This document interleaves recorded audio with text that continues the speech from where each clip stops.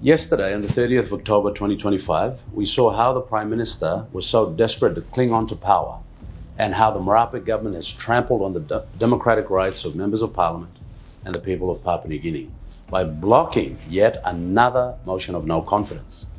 This is not governance or legal compliance or all the hogwash used by the Speaker of Parliament to justify blocking the vote.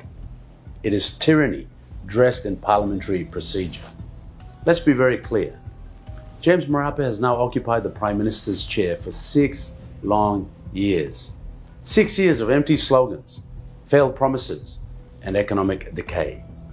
Unlike his predecessor, Peter O'Neill, who, despite his faults, delivered tangible infrastructure and economic growth, Marape has no business acumen, no performance record, and no coherent development strategy.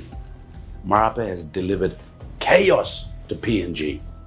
Under Marape, our public institutions have been hollowed out. ICAC, Ombudsman Commission, the Royal Papua New Guinea Constabulary, the Auditor General's Office, these are all political tools for Marape.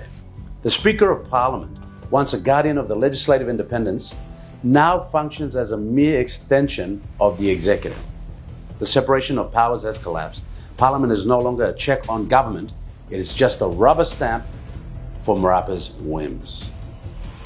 And what of the 56 billion kina public funds that Marape himself admitted was spent with no results?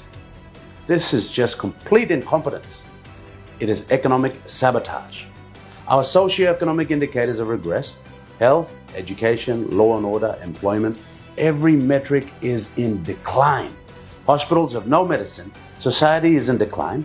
People are suffering. People are dying. And the Prime Minister plays these pathetic games of manipulation to avoid a vote of no confidence. Not because he is trying to provide solutions to the people, solve the procurement problem, solve the constant blackouts, or improve the 65 billion debt burden.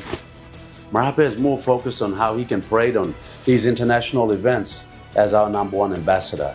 We have to stop the pretending. This government has violated the Constitution by obstructing the lawful process of a vote of no confidence. The Constitution is not a convenience, it is the supreme law of the land.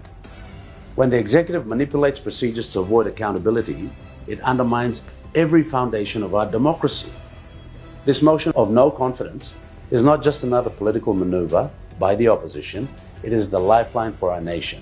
If we fail to act now, the 2027 elections will not be free, not be fair, and not be safe. There will be a bloodbath.